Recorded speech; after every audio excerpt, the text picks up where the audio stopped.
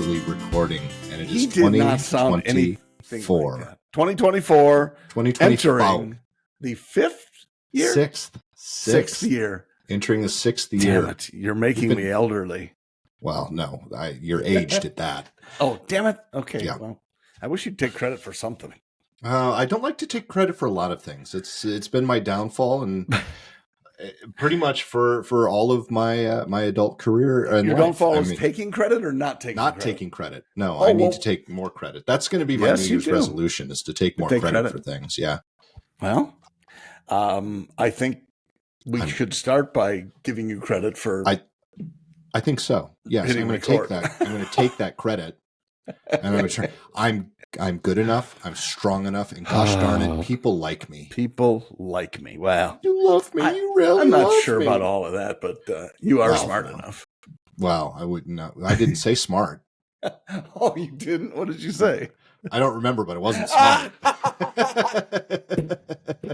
But it sure the hell wasn't smart, I'll tell you that much. That's right. That's right. Yep. Well, okay, so we didn't see each other over the week because we took a break from each other. Not truly. We just took some time off, which was kind of nice. It was. And I hope that we haven't lost all of our listeners and viewers. All of our listeners? Sorry. Yeah, they take a couple of weeks off, and I'm out. How committed are you to PoddiMouths? Well, that's the question. If 5 years of PoddiMouths isn't committed enough, then we have another conversation. That's an excellent point. Or they should be committed. I think they should be committed. They should, and we love you guys. Well, I mean, that's this is the alternative to being committed, is to listen to PoddiMouths. Well, but if they're listening consistently, they're pretty committed, or should be. Right. That's my point.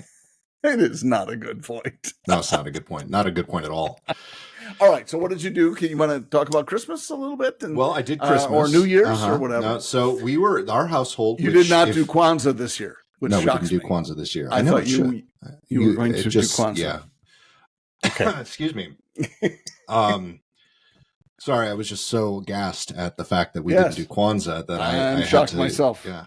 So no, our family was sick, which if you watch the news lately, you know that most of the people in the South are sick this time of year. I think Tennessee included, but all of the southern states, the southeastern states, are high on the list for flu, COVID, and RSV. So yeah, we were all sick most of Christmas, and including my in-laws, so they didn't come. So we had a very nice, quiet Christmas, which was a little bit disappointing because, and don't ask me the name because I do not remember, and I'm 2 floors away, so I can't find it quickly. But I bought a nice, expensive bottle of bourbon that I was really looking forward to tasting over the break, and never got around to it because, the whole time. So that was fun. Maybe that would help with your throat if you had a sore throat. You'd sipping think on it would. bourbon. You'd think it would, but no. I actually did some research because that is something I normally do. I make hot toddies whenever I'm not feeling well, and Jen was sick before I was, and I was making her hot toddies until I ran out of bourbon. Sorry, you cut out for a second. All I heard was Jen was sick. I was making her hot. Is that accurate? That's accurate. Yeah, that's fine. Very accurate. I thought you said that. Okay. I don't have to make her hot. She already is. That said, I was making her hot toddies, and I was doing some research to see if they actually help. No, they don't. They actually make things worse. So there are people that say, well, for sure it doesn't help. But if in your experience it helps, then it helps. That's why we were looking, because it wasn't helping. It did stop her from coughing, but really what we were looking to see is if there was any negative side effects with the medication that she was on as well. So, well, I'll tell you right now that I have the stuff that I read from certain sources. Let's just say the Babylon Bee. I really do. I believe the bee, unlike most of the others. And they, of course, are accurate more than many of the others.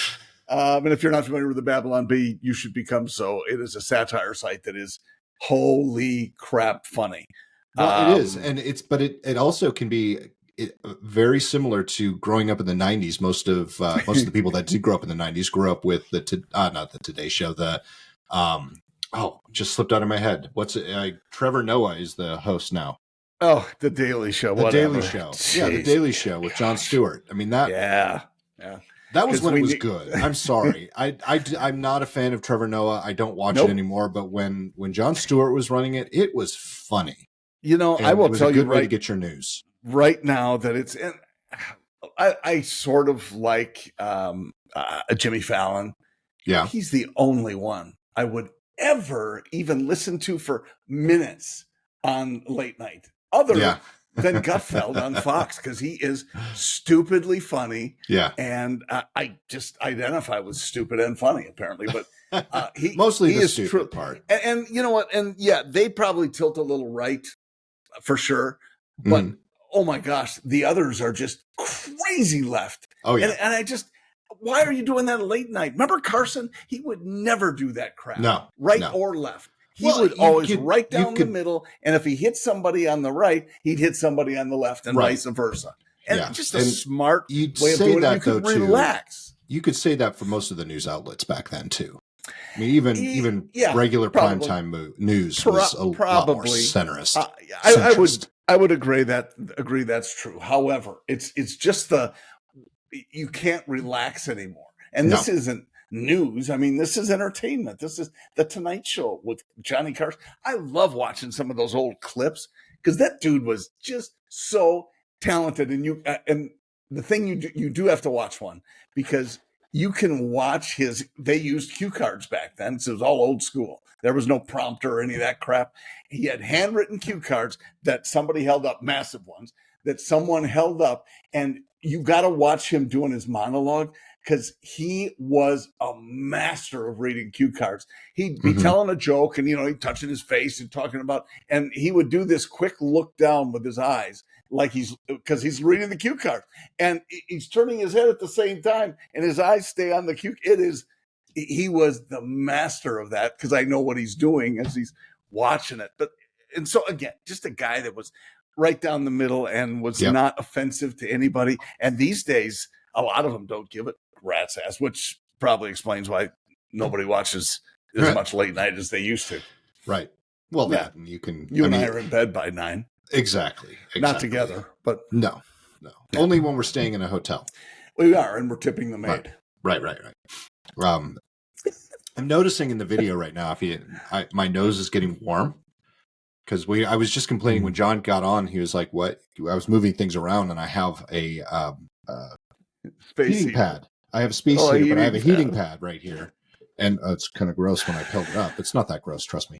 Well, it was on your face when I. It was on my face. No, yeah. I usually have it on my chair, because the space heater gets really, really loud, especially when I'm on a video call or doing a podcast or something like that. So I take the heating pad and I sit on it so it keeps me warm, because my office is really, really cold.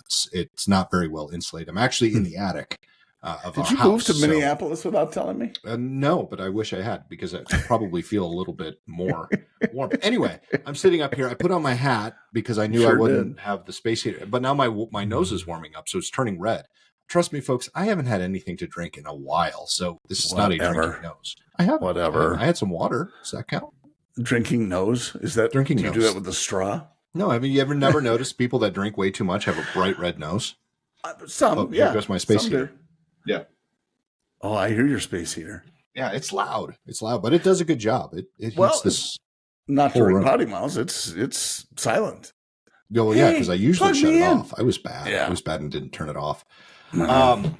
So what? Well, okay. So Christmas. What did you do for Christmas? Tell us your Christmas story. We stayed here, which was kind of nice. We did have a nice family Zoom call with my family up in Wisconsin, and so we got the best of both worlds. Got to see almost everybody on the call, but didn't have to go in the freezing cold weather. And it wasn't really that cold, but it was. That's what I've been hearing. Yeah, I was talking to our buddy Matt, earlier today. My Matt. Earlier today. Well, you have your Matt. I mean, they're all our friends, but you have your Matt. I have my Matt. My Matt is hazmat. Yours is something. Yours is normal Matt. Right. There you go. I'll come up with a funnier name for that. Okay. For him later. Right. Anyway, he's in Minnesota today, or was in Minnesota today for meetings, and he was talking about the fact that there's no snow in the Twin Cities right now. And I said, I was watching a video on YouTube about ski resorts throughout the country And really the only ski resorts right now that have good snow. A lot of them have snow, but that have good snowpack without rocks and stuff is in Alaska.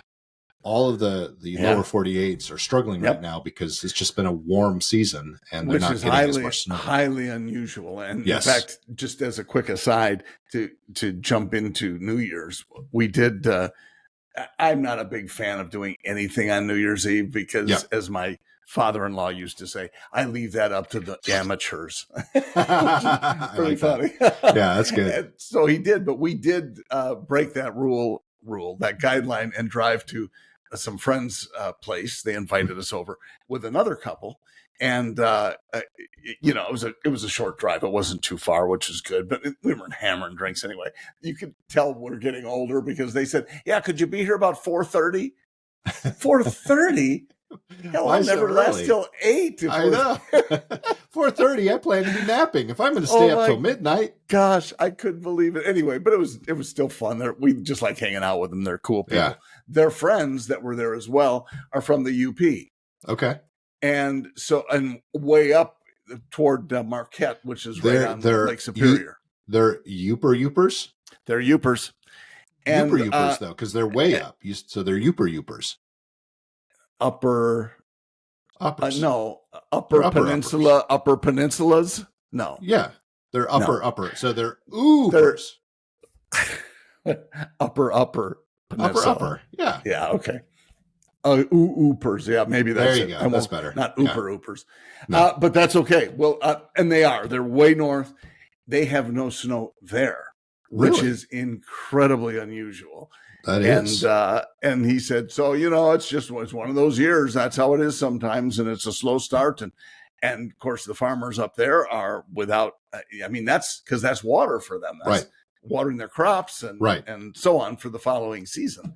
And anyway, so he's talking about that. But yeah, surprising because I know several people who live in the UP.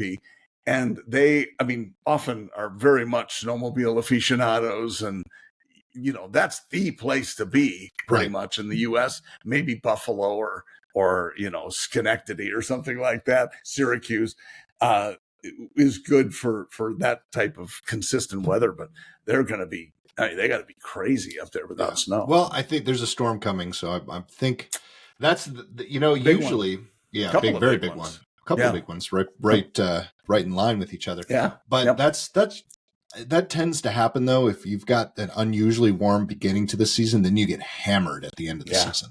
That's a good point. And then people are complaining, well, now there's too much. Oh, this snow. Yeah, it's crazy. Yeah. But, and I found it interesting, too, because the East Coast, they're saying, which is supposed to get this nor'easter that's coming later this week or something like that, or early next or the weekend. They are, I guess I covered all the bases there. They are places like Philly and New York City and DC. They have not had measurable snow for 800 days. And isn't so that crazy? 2.5 years and you go, oh, what? Yeah, they're due. It's kind of, they are due. It's kind of like California with the massive drought that they've had. And then now they're drowning. Yeah. It's nature is a funny thing. I was going to say fickle bitch, but I'm not going to say that.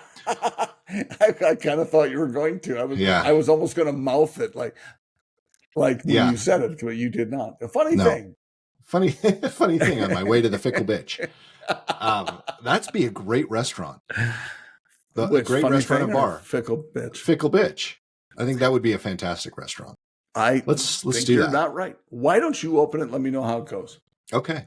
Well, we're in our country. I would say Florida would be a great place to have the fickle bitch. It probably it sure would. Tennessee probably would. It could go right next to the Bunga Nut Pig. We actually have a bar here and restaurant. I love it too. It's called the Bunga Nut Pig. Huh. Yeah. Do people just say, let's go to the pig tonight? Or do they say, let's go to I have no idea what people say. Bunga Nut. I think they say it's too much fun to say Bunga Nut. It's been around forever. It's been around since I moved here. So kind of a fun word. It is a fun word. You know what? And I would, and I don't say that because I would love to own a restaurant if I had an unlimited funding of money. If a billionaire said, take half of all my money, I need $500 million and go. Okay. but otherwise it's a recipe for disaster. It is a People recipe for have disaster. that romantic thing, right, about a restaurant, and they're I would love to do this, and I've always wanted to. I'm gonna go right in there, and they don't know anything about managing a business, and it's just a matter of time until they run out of cash. Well, and I have friends that own a restaurant, and they're very successful. They've been open for a long time, very long time. Well, good for them, because if they pass the test of time, that's the key. Oh yeah. I mean, if you can do, let's even say 2 to 5 years. Yeah. If you can remain in business and thriving, good for you, because you got it then. But it's the 1 year range. If you can't get past, oh my goodness, and it's sad to watch. It is some really good places sometimes that go on. Yeah. Well, and then there are some that I look at and I'm like, why are you even still open? But that's true. That's a whole other thing. Well, you know what? And it's three things. It's service. It's in service. I'm talking about the people. It's the food, and it's the what? It's I was ready to go with that. But apparently, I lost it. No, not really. Food, people, and maybe speed. I don't know the speed of it too. I had this the other week, and I was talking about it. But it's when you go into a restaurant, the food can be great, but if the service sucks, price is what I was going to say. Price, food, service, and price. You can have somebody that's a great bargain, but the food sucks. Well, I'm not going to go back, even if the service is good. Right. Any one of those things that's out of place. I knew I had three. Any one of those three things are going to cause you to not succeed. Service. So great food, great prices, shitty service. I'm not going back. Right. And you can do that with all three of them, obviously. So I think that to have that connection, that something that just makes that all click, that's the hot tip for I agree with you. And it's tough. So 2 things I want to say about that. One, going back to my friends who own the restaurant, they're done. I mean, they're like, they're successful, but they're just like, it's not necessarily worth it. It's not fun anymore. Oh, so I see that and I'm like, okay, I can see that. And I would love to be a bartender, a professional bartender. I think that would be a lot of fun, but I also know professional bartenders who think it sucks. And I don't like the hours. That's the part that would get me, the hours. Yeah. Well, it's probably the place where you work too. I mean, I would think, if you are, and I've seen some, and I'm sure you have too, where you and I have probably seen them together, where you have a bartender who's good, but they're understaffed. So they don't have a bar back to take care of them, or they don't have somebody to take care of table order drinks or whatever. And that would be a problem. It makes it tough. It really does. It does. So the second part to that is price.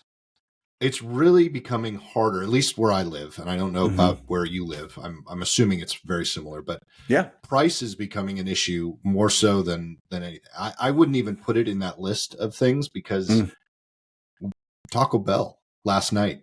I took Peyton to Taco Bell because Jen was back for their first night and Peyton had a dentist appointment. And it was just easier for us to run through and get some Taco Bell, which we haven't had in a really long time. I got a burrito and I got a burrito and 2 tacos. Peyton got a chicken quesadilla and 1 taco. That's it. I remember when I could do that sort of thing and it would maybe cost at the most $10. It was $22 at Taco Bell. Wow. For tacos. Well, and they're not alone. It's not just Taco Bell. Sorry, I was late on the bell. It's not just them. It's everybody. I mean, Lisa and I went to Panera Bread last week, and what did they call it? Blah blah blah blah blah. It was like Atlanta. Oh no, St. Louis Bread Company. St. Louis Bread Company. St. Louis, that turned into Panera. And they have Atlanta too, which is a different restaurant. Anyway, we went in and used they have the kiosks, which is fine. And, if the people are available, we'll talk to the people. Otherwise, we do the kiosk and run through it. And she got their special, and we both got their special, which is a half a sandwich, either super salad, and then a drink. And it's, a special deal. It was $35 by the time we got done. Isn't that crazy? For the 2 of us. Come on. It's not like we loaded up on stuff. So again, and it's nothing against Panera. Everybody is crazy expensive like that. It is. Wow. We went to a breakfast place. So speaking of, we between Christmas and New Year's, we actually stayed. I I had 3 nights left before I could maintain my status with Marriott. Ding. So I had to use up 3 nights. So we actually did a staycation between, and Gaylord? after we were feeling, no, we didn't go to Gaylord. We actually stayed at the JW downtown. Oh, nice. It was very nice. I've always wanted to go there, and it was very, very nice.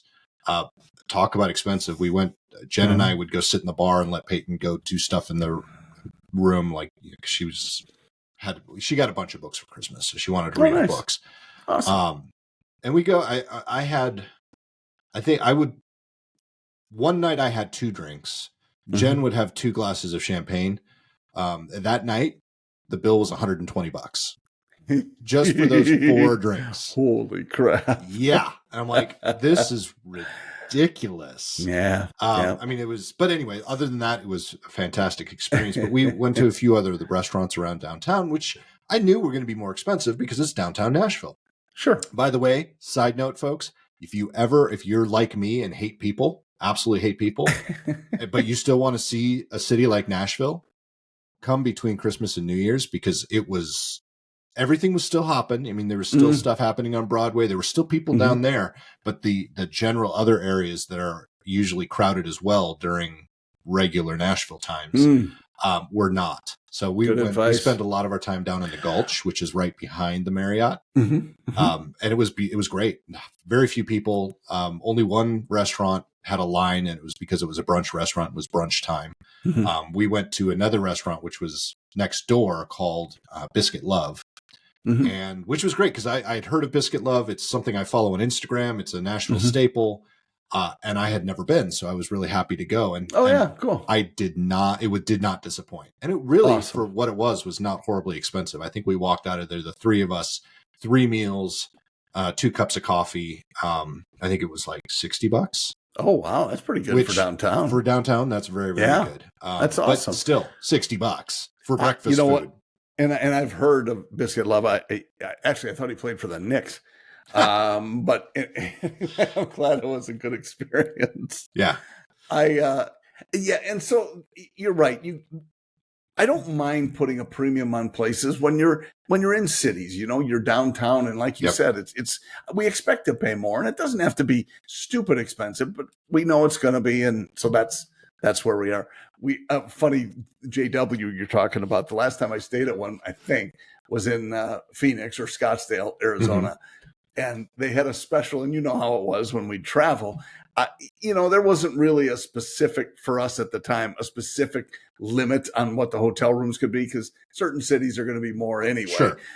Arizona. But I was there, I remember I think it was August. So, hot. And usually they would dump their room rates. And so I got into the JW in a villa, which is essentially a suite, kitchenette, and really nice.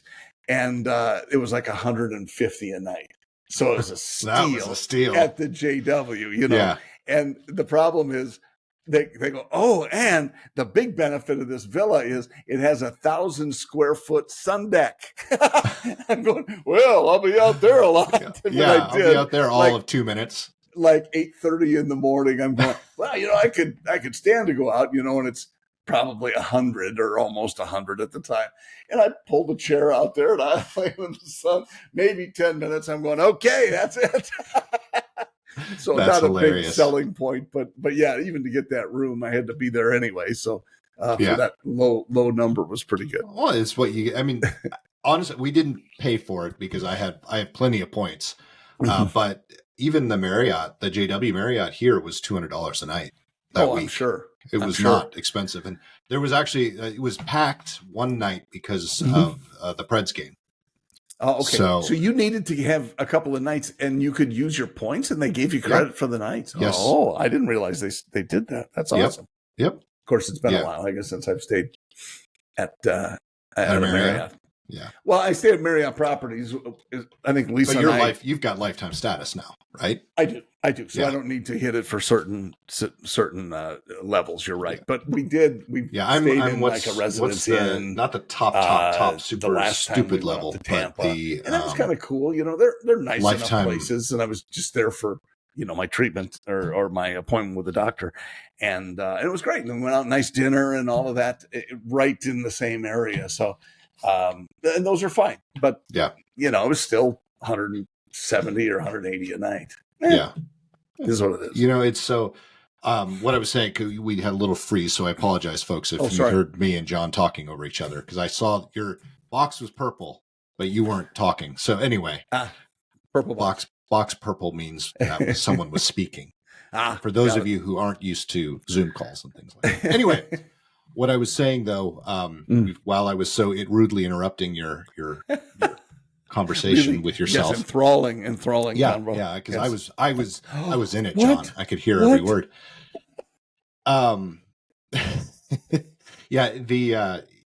So I have Titanium Elite, which is the top status you can have without having lifetime or without spending 20 grand a year, which I'm never going to hit that number. Whatever that elite, super elite status is, which is out of reach for most people. That's so you have the same status that I have, or what I was trying to maintain is what you have lifetime. I have lifetime gold, which is one step below that. I have a couple more. So the way Marriott does it, folks, is you have X number of nights that you have to hit per year to maintain a certain status. And then you have to have an X number of dollars to maintain a certain other status, which again, that's hard. It's very hard to attain that unless you're a real big baller like John. But to get lifetime status, you have to have that status for X number of years. Right. So I have whatever the Titanium Elite, which is the top one. I have that, but I've only had that for 6 years. You have to have 10 to get lifetime. Yeah. So that's why I had to, because I'm trying to get there. I only have a few more years. Yes. Well, you're substantially younger than I am, but I think I was 12 or 13 years at the Titanium or that high level status, whatever it was. And so, you're right. And part of the time, you know what? You wouldn't believe it when the point values have fluctuated so much. And it's not just with Marriott. It's all of them probably, but certainly Hilton as well. But I got mad at them at one time because Lisa and I, on our 25th, I think, or maybe 20th anniversary, went to Hawaii. And it was, airfare was covered, and I had tickets, and we're in, business class, and it was awesome. And we stayed at one of the resorts on Maui. And this resort was incredible. It was awesome. We did 8 days. They gave us a double upgrade. We're in a suite, ocean view. It was beautiful. And the whole thing was 280,000 points. Yeah. Isn't that the whole thing? And today you couldn't do it for $750 probably. Depending on, so when we did Disney over Christmas, it was a week at a Marriott property suite. And it was only 310,000 points. But that's Disney and it's not Hawaii. Right. Yeah. Right. Yeah. And so that's good if you still got what you felt was a bargain. It's just, so that made me mad when they jacked up the values. So I switched over to Hilton and was diamond their top level in like 3 months. Yeah. Well, so it apparently wasn't tough to get there. And it's not. And so what a lot of us recently did, because we had an event where we had to stay at a Hilton. All of us were kind of pissed about it, but we had to stay at a Hilton property. So we all looked it up, and we actually could transfer our status from Marriott so they'll status match basically. So we all instantly had status at the Hilton. Oh, that's good. Yeah. That's nice. So airlines used to do that. Yep. And they still do. Speaking of, American is one of the chintziest when it comes to their status match. They won't do it. But right now they're running a special because Delta is changing theirs, and there's so many Delta people that are pissed off about their status. Oh, wow. Americans like, okay, we'll match status right now. They're trying to attract all those Delta customers, but they will for United. I actually have to do that because I love, how much I love United, but a lot of the places, because I've switched regions, a lot of my flights now I can't take United because it just wouldn't make sense. So I have to switch to a different airline. That is the thing for all of those. I guess if it's all the same to people, well, that's fine. But, switching between airlines, you usually stick with one because the connecting cities work well. Yes. But I mean, that's really the key for a business traveler. I don't know how much you can change that. I made it a rule after doing it for so many years. I'm not going to connect in Chicago. I'm just not. Right. It's a great place to fly out of or into because we used to live there. But it's not a great place to connect through because they have just so many flights and so many screwed up connections. And they can, because the weather can get crappy in a different way than Atlanta, but Atlanta does not have snow, or very seldom. And so that's one of the big differences to me is it's just, I will not connect through Chicago unless it's some sort of a dire emergency. Yeah, well, even when I was doing the United, because United, Chicago is a hub for United. Yeah, and Houston, and Houston, Newark, and Denver, and Denver. Yeah, and most of the business I had, most of the stuff I was doing was either Colorado or Texas. Or so Texas, it made sense to fly into Houston or into to Denver. So I rarely went to Chicago unless I absolutely had to. But the one thing about the United terminal in Chicago is they actually have the nicest lounge that I've sat in. All of the nicest lounges from a United standpoint. They have to, because crap, the terminal itself is horrendous. Terminal A is. And I remember when it was brand new, and I'll tell you what, it was pretty awesome when it was brand new. But now to go in after connecting at Detroit for a lot of years, and Detroit is probably my favorite airport to connect through, just because it's big and I know the gates. And Lisa likes to tell the story of one time she was, for some reason, we were on different parts of the country. She's connecting through Detroit and was having a bad day, and just, she's, damn it, I need to get a glass of wine or something. I said, where are you? She said, gate 38. I said, okay, turn around, face the rising gate numbers, and right over to your right, you'll see Vino Volo. And she goes, holy shit.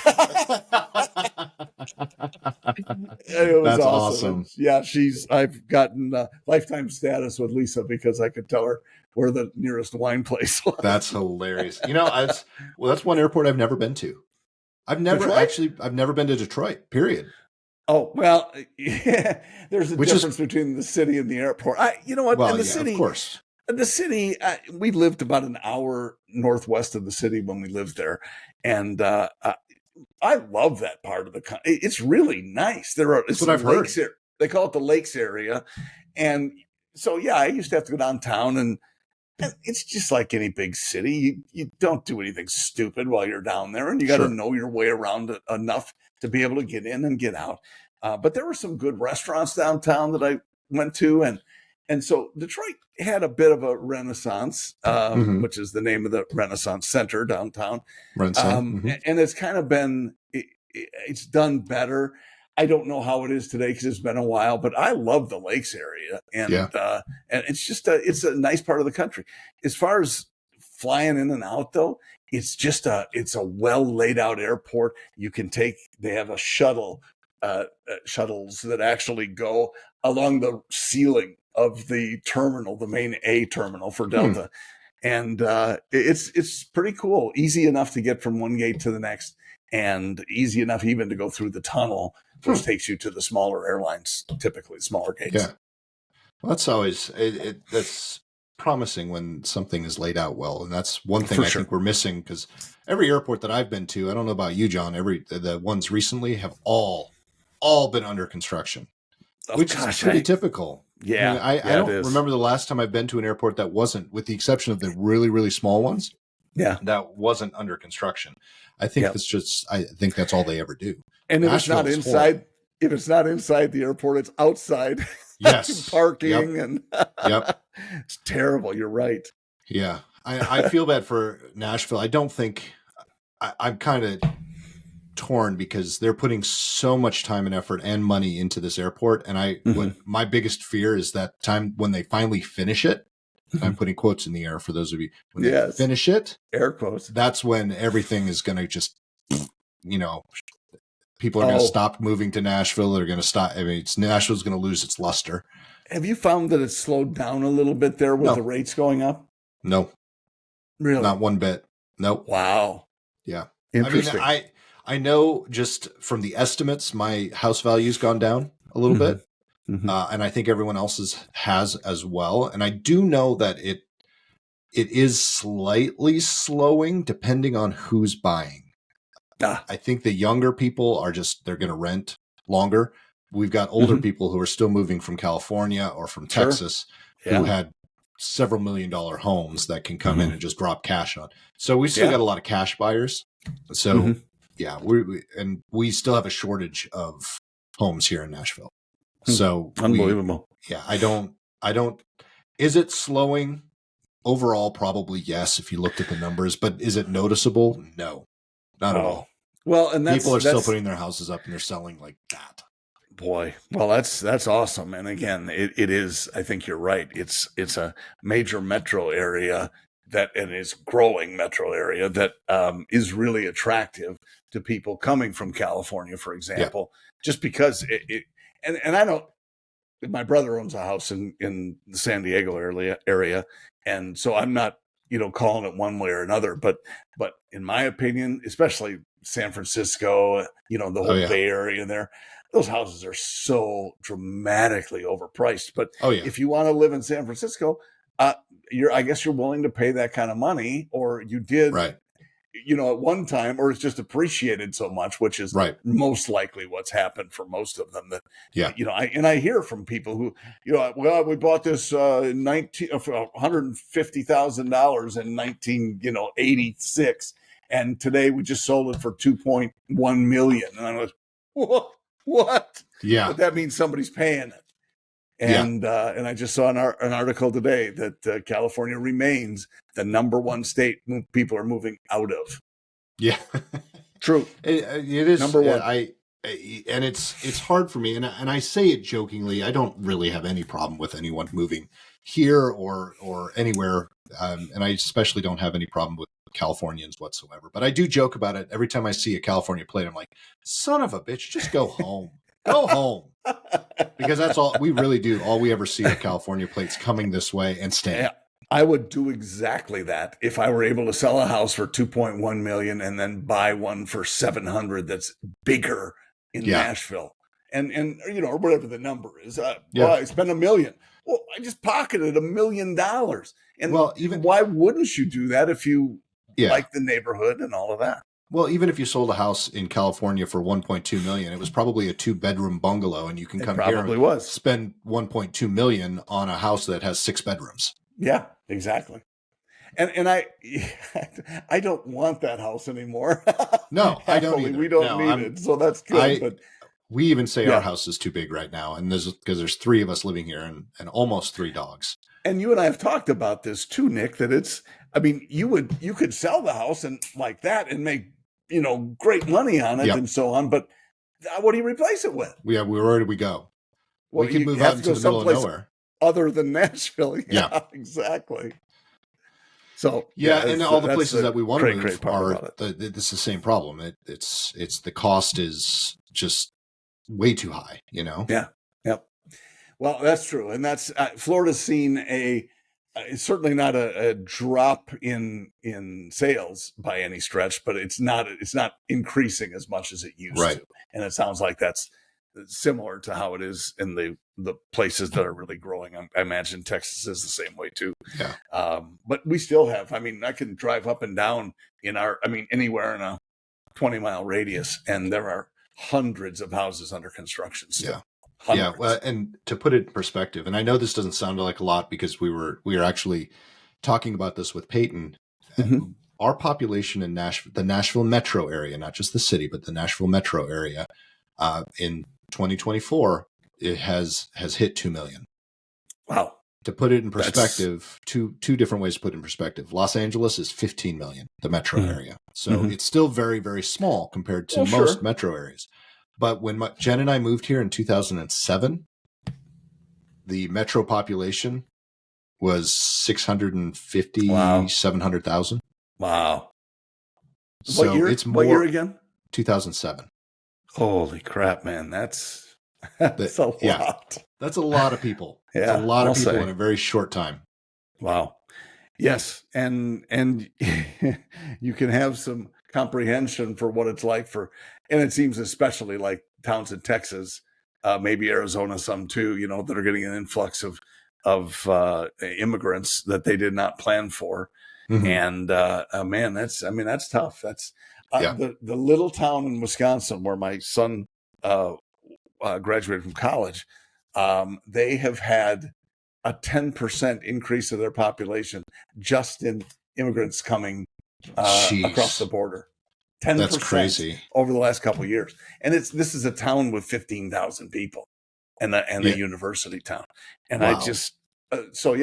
They have just increased their population dramatically. And how do we take care of these folks is what their big concern is. So anyway, it's just making me want to move somewhere where no one is around more and more. We like the spot we're in now because it's not major metro, but we have a corridor that gives us the chance to, you can do anything there. So, my dentist is 5 minutes away. Doctors are 5 minutes away. Everything is close by, nice restaurants and so on. But it does not have, if I want to avoid traffic, I stay away from 41 or the interstate, which is not bad, but 41 is 2 miles away and the interstate is 10 miles away. I can get there if I need to, but like you, I would much rather be in a lesser populated area where the house is. And Jen always makes fun of me because she's like, you wouldn't be able to do it. You'd want your restaurants, you'd want your coffee shop. And she's right. I do want that sort of thing. I wish I could have it without people, but that's out of the cards. So in a perfect world, if I had unlimited funds and could do anything I want, I would. It doesn't necessarily have to be Nashville. It can be any city. I would have a really nice loft apartment in the city that was within walking distance of all those things that I do love. Sure. But I would have a cabin or a farm out in the middle of nowhere, miles from anybody, that I could retreat to whenever I've had enough. That would be the perfect life. Or just had enough of the people? Enough of the people. Yeah, I never have enough. I would probably take 10 pounds of coffee with me. See, and I was looking for a happy medium because I like the cities for things like that. Mm-hmm. But for other stuff, lately especially, and so many of these cities have just had such a bump in crime and how they deal with it. And we don't need to get into all the specifics, but that is one thing that would prevent me from living in the city. And like you, I find it less desirable to have a people-y connection all the time. It doesn't have to be that. Well, people just piss me off. And you know what it is? It's less about people because I don't mind people. I actually enjoy talking to people. I enjoy spending time with people. Me too. I really I think people a lot, and I'm making a broad generalization. I just think a lot of people are a lot less concerned about the feelings of other people. I think they're self-absorbed. I think a lot of people are just, I don't even know the words to use. I just think they're not focused. They're not as kind as other people are. I can't really accurately describe it right now, but I think I know you know what I'm saying because we talk about it all the time. But. I think you're doing it well, and frankly, that's probably the reason that we have become so involved with our church family here is because that totally changes that mindset. You get somebody who you know what, you see them for a couple services a week, or tonight we're going for a new members class that we're helping to oversee, and the people we're serving with, we just love them. They're just delightful people and would do anything for you. And outside of those walls, it doesn't happen as much as it should, in my opinion. So I agree with you. I know what you're saying. Yeah, boy, 2024 is going to suck on PoddiMouths. We're going to be like this. Yeah, no, I'm trying to think. I'm trying to think of the word that I want to use because it really just sums all of that up. It's now if we can just think of it. I can't think of the word. Come on. Well, I had it while you were talking, and I was going to say, damn it! Just went, boing. You have to write it down. I should write it down. But anyway, yeah, it's I don't like the fact that people just aren't as, I'm just going to say, kind as they used to be. Yeah, You know, courteous. and self-absorbed and all courteous. Yeah, I mean, example, there's a coffee machine at the JW, and first of all, you've got the lounge that when you have status, that's the one thing, both status at the airport and with the lounges and the status at the hotel. We travel a lot. We get status. There's a reason you want status. Status isn't becoming as important anymore because everyone's got status. And so we go into this lounge where it's a very nice lounge, but I mean, it is packed with people. It's like the whole hotel is in this lounge. You're like, how did these many people, they all have status? Yes. But there's a coffee machine in there, and you can just see people who will stand at that coffee machine, and they'll make like 6 cups of coffee. But then that same person will get behind you when you're trying to make 1 cup of coffee, and they'll go, "Oh, you're taking too long. Oh my God." Wow. It's like, what the hell? Jeez. I'm just the gumption of some people. So let me weigh in with the flip side of that. And that was when we were the last time at Residence Inn in Tampa. And maybe it's different if it's a Residence Inn. I don't know. It doesn't matter. But I was getting coffee in the morning before they have the breakfast out and everything. Yeah. And I was standing there, and this lady was doctoring everything up, and I just want some black coffee because it's morning.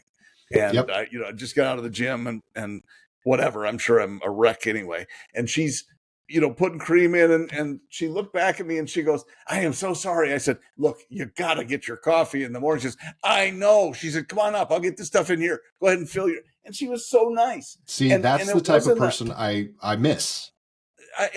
They're there. I don't know what causes people not to do that, or to make the other choice of, because you know what I would say, seriously?